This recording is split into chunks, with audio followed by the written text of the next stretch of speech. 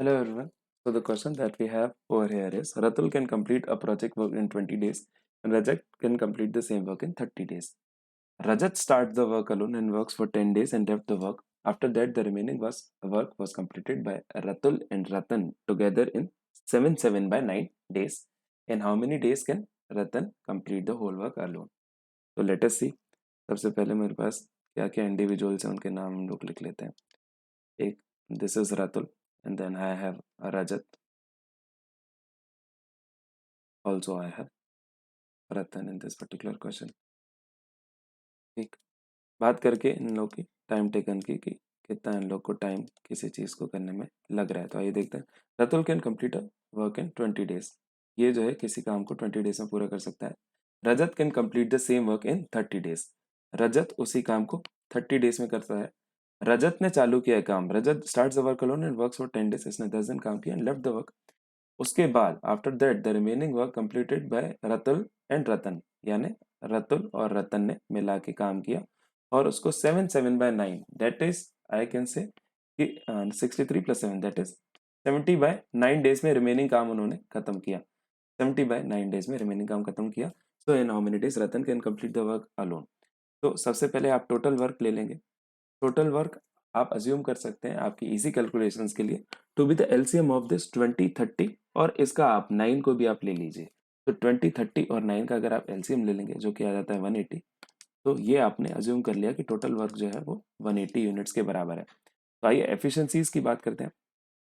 तो रतुल की एफिशिएंसी जो है वो एक दिन में काम करने की इट इज नथिंग बट आप मान लीजिए 180 यूनिट्स आपने टोटल वर्क अज्यूम किया हुआ है. 20 डेज उसको लग रहे हैं. That means his efficiency that is per days work will be 180 divided by 20 which is 9. तो रतुल की एफिशिएंसी मुझे पता है कि 9 आ गई. रजत की भी आप सिमिलरली निकाल सकते हैं 180 divided bye 30 which is 6, right.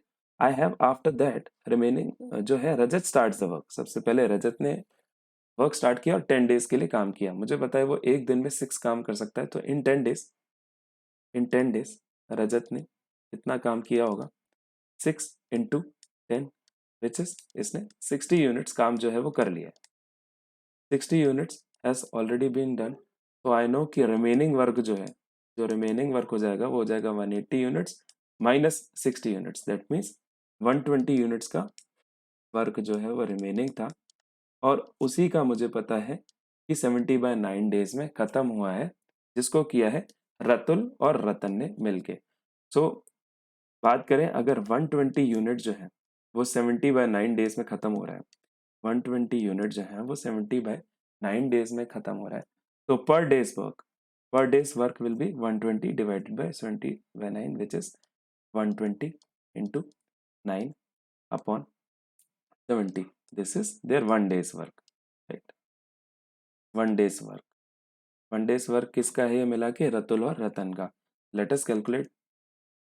तो आ जाता है 12 इंटू 9 दैट इज 108 अपॉन 7. अब 108 अपॉन 7 ये लोग मिला के रतुल और रतन एक दिन में इतनी यूनिट्स कर लेते हैं अगर, तो 108 बाय 7 में से यदि मैं 9 माइनस करता हूँ, जो कि रतुल का मुझे पता है कि वो एक दिन में उसका इतना काम करने की कैपेसिटी है, तो मुझे पता चल जाएगा कि रतन एक दिन में कितने यूनिट्स कर सकता है.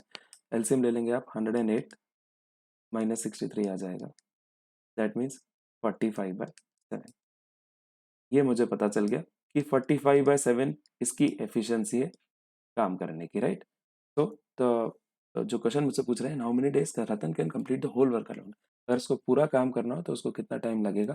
तो आइए देखते हैं. मुझे पता है कि पूरा काम जो है वो 180 के बराबर है, 180 यूनिट्स. और एक दिन में his 1 days work is 45/7.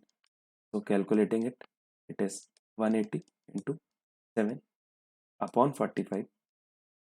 Calculating it, we'll have 45 fours are.